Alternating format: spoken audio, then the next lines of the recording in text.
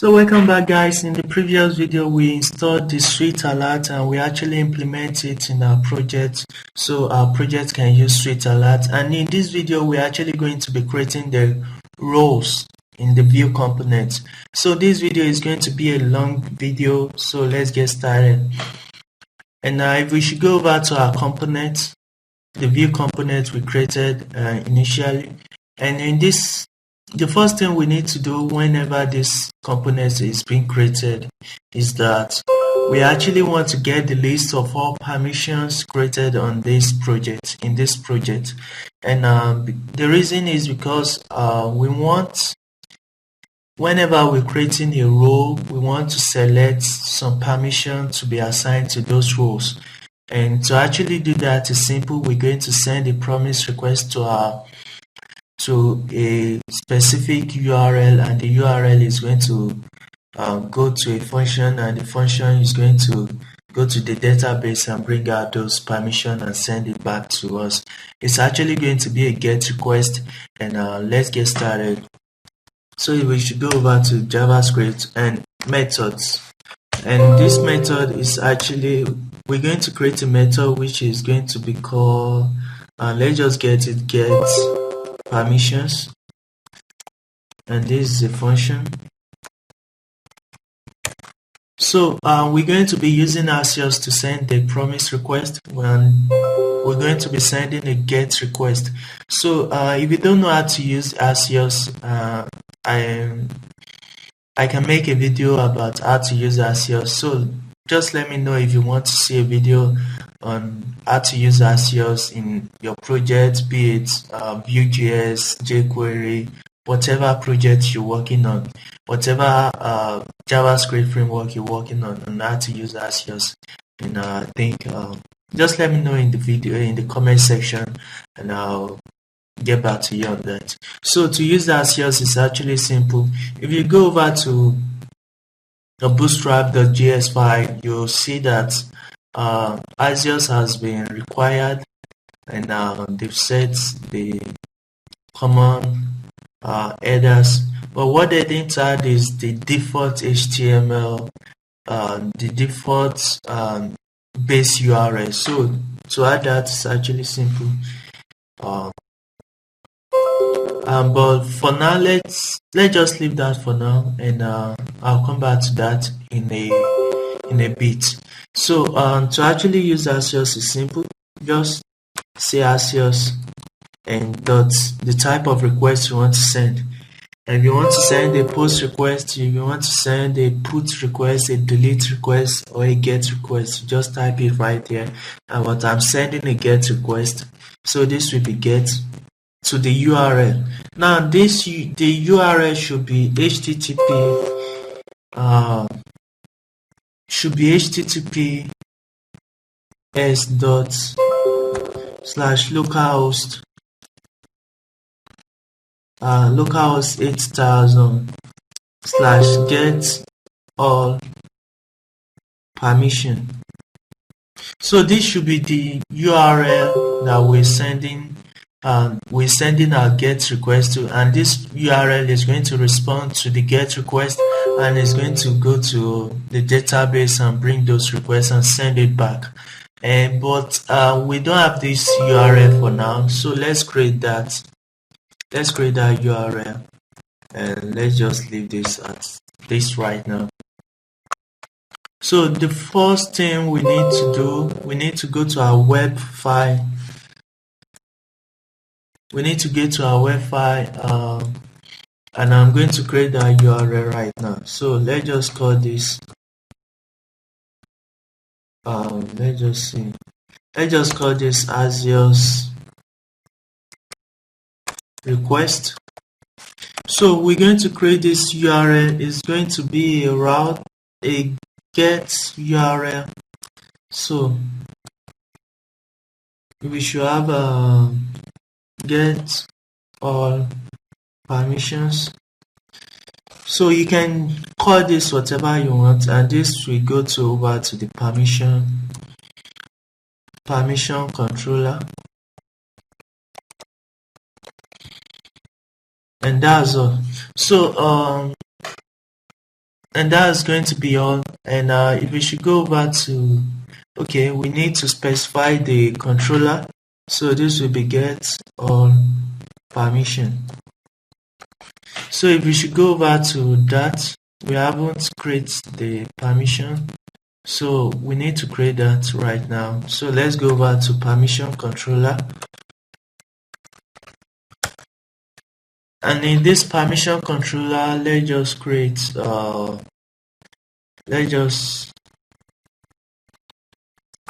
it. So this will be a public function, and let's get it call all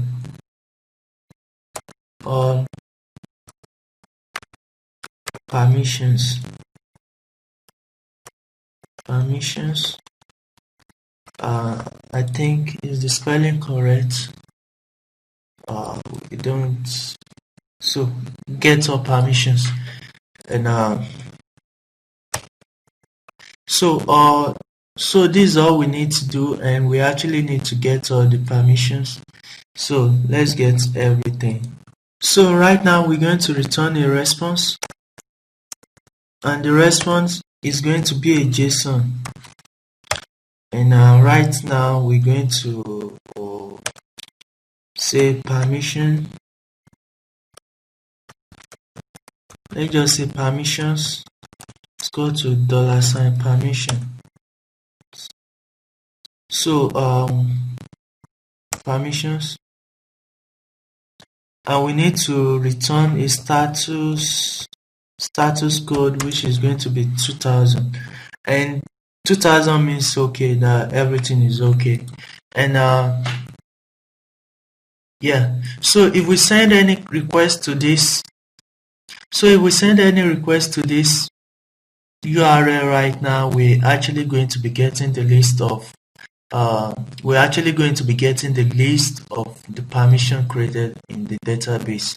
So to actually test this right now, I'm just going to use a Postman and send. I'm going to be using Postman to send the request to this URL. So let's just wait for that to load. So I'm going to send the request right now, and let's just paste this. So this is a GET request. To use Postman is actually simple. You specify the type of request you want to send. It's a GET request, and let's send that request. So we're getting an error, and the reason why we're getting an error is because we've created a middleware for this. We say when we said it's only the authenticated user that can use this middleware, so that can use this this controller. So I'm just going to comment that out and send the request again. So I have the list of all the permissions that has been created on this application. So this is the list, and this is what we're actually going to be getting with our Axios request. So hopefully all this makes sense to you right now, and I'm going to minimize this and turn this back on, and actually going to send our request to this URL right now. So if I should copy this and paste it right here, and I'm going to put, so I'm going to, because this is a promise request, I can put it then, and this is just going to be a function, and I'll say this. So this is actually getting back. Let's just put this in a new line, and this will actually get a response. It's actually going to get a response, and I can now say I can get the response it got from the request and put it in a variable. So right here, I'm just going to say data right here, and I'm going to return this. So hopefully all this makes sense to you, and just going to say, so hopefully all this makes sense, and I'm going to say permissions, for now is going to be an empty array. So I'm going to say this dot permissions equal to response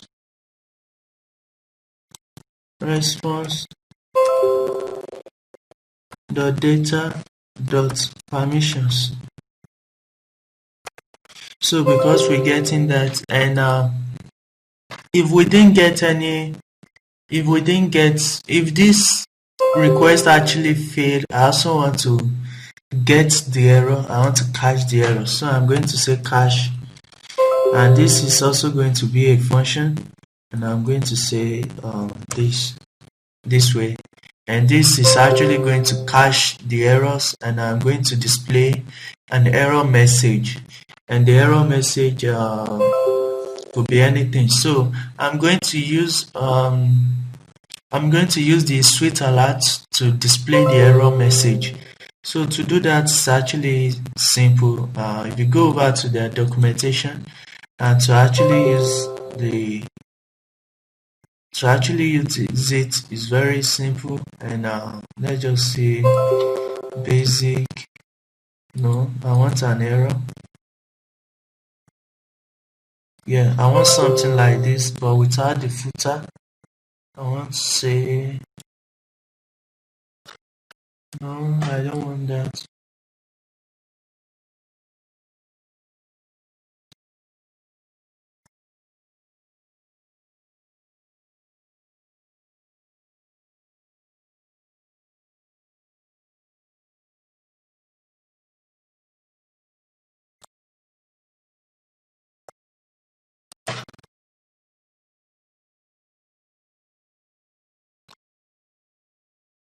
So I want something like this.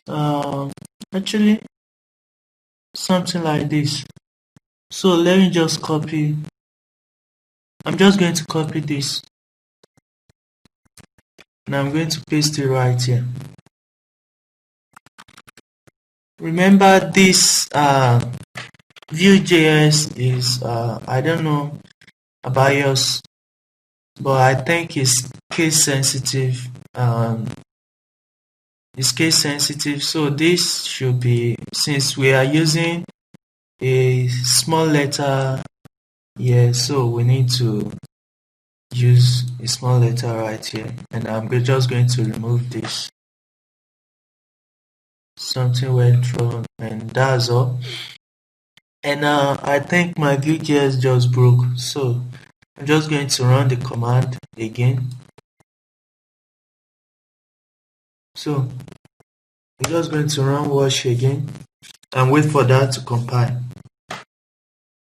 So my application just finished compiling, and to actually use this method, we actually need to call the method, and this will be created, and we're actually going to call this dot get permissions, and this is the method.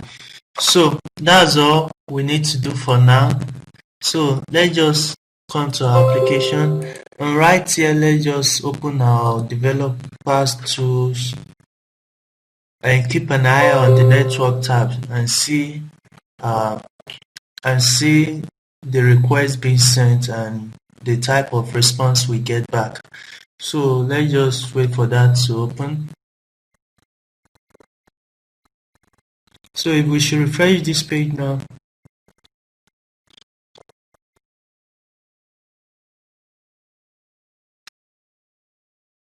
So if we should check this right now, we've gotten the permission and the request was successful. So you can see it right here, and let's check the response.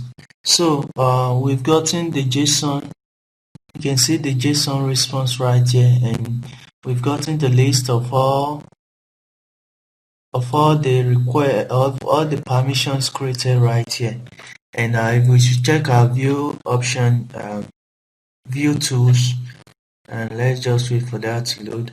And right here, permission says undefined, and I think we might have an error right there. I think it's with this. Oh, it's permissions. not permission, because right here we're returning permissions. We're returning permissions right here. It has to correspond with this. So if we should refresh that page,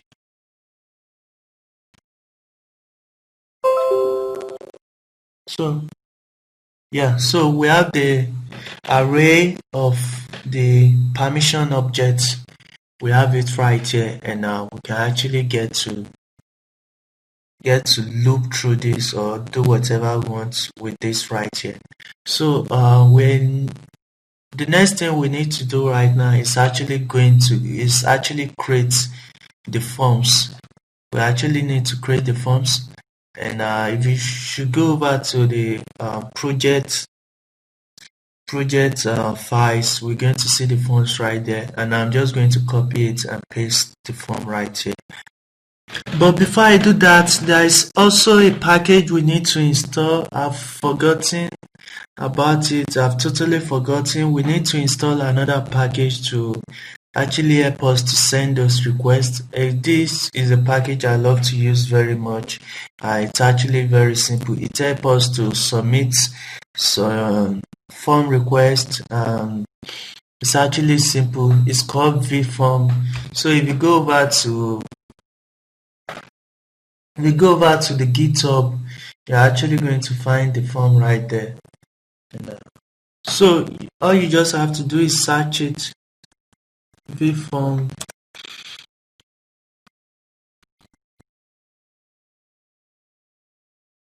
So this is it right here, vform. Let's just open that. So this is it right here. Just go over to, I can't pronounce this word, but this guy has actually done a lot of work, and we're actually going to use the form right here. And we're actually going to use it. So, and this vform depends on Axios, and we've installed Axios in our previous videos, I think, and we actually need to copy this command to add vform to our project. And to actually use it is simple. We actually need to do a lot of this, but I've gone through it, I've used it before, but I'm actually going to show you a very simple way to use it. It's actually very simple. And so the first thing we need to do is actually require the file. We need to require it. Let's just require it. It's actually easy to require. Let me just copy this and put it at the bottom. So to use vform, all we just have to do is come over here. Let's see, where is it? Yeah, come over here, copy this to your app.js file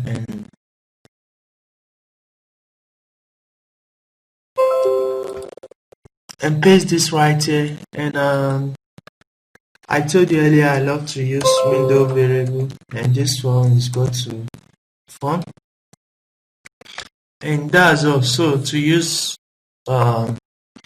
it, this is all you just have to do. And if we come over to our components, let's just copy the project files I talked about earlier. So I'm going to paste this right here. Now this is the error component. This is from the error component, which is this as error, alert error. So we actually need to use all those, and so basically that's all we need. The form, we also need a form variable, and so let's just return this. Let's just say form is equal to, we need to create a new instance of that new form, and this is going to be an object. This is going to be an object. Alright, I want to say let's just say we need a name, we need the name and the permission. So let's just say name.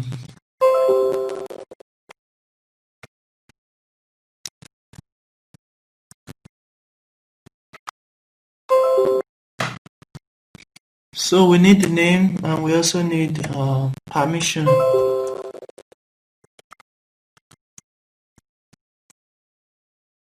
And this is going to be an empty array.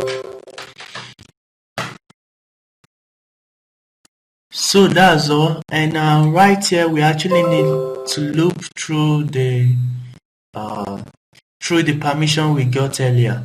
So if we should come over here, we should come over to this. We actually have this variable called permissions, and we should go on here use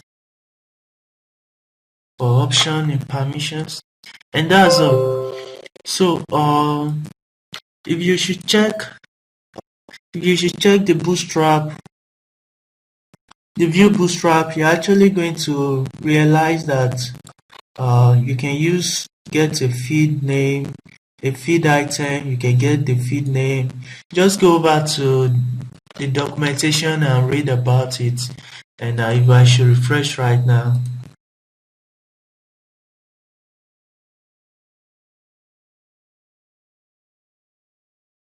yeah, so we have the list of the permission right here. We have the roles, we have the create role, create user, and create permission. So those are the permissions we created, and I also have this right here. I only want this to display this way whenever you click on it to disable the form, to disable the button, and I actually show a loading file right here. And I also have this. This is a variable.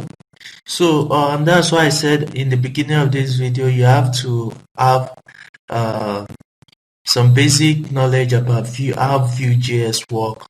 And yeah, so this by default is going to be false. So it's going to be false. So let's check that again now.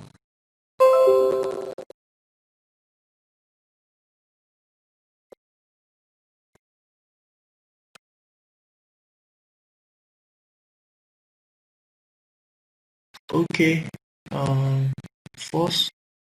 Let me check that out.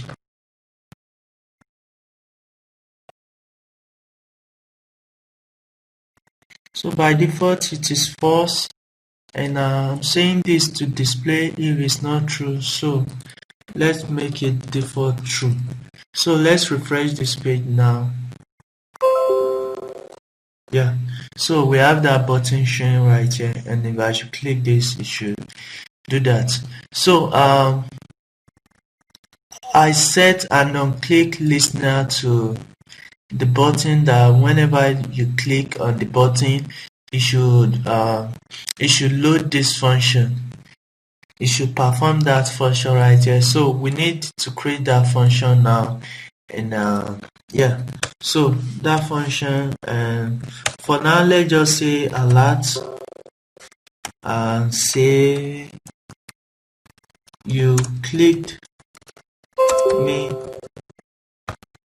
and yeah, that will do for now. And I want to use that loading effect. I have to create it right now, and I'll say this is equal to false, and after that I want to say this is equal to true, and this might not make sense to you, so let's just load this, and let's just load that.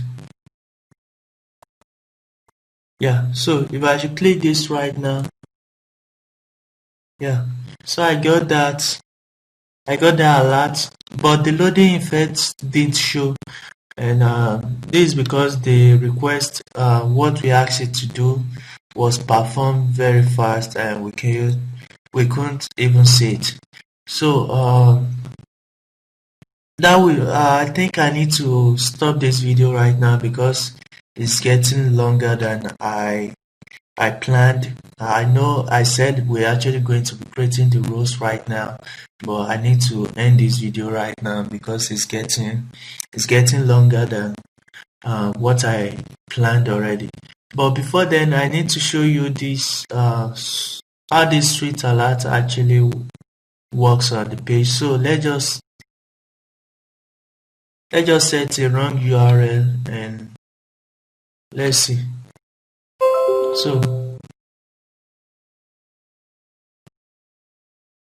So you can see that error alert right here. So this is how the street alert actually works. It looks good, and yeah.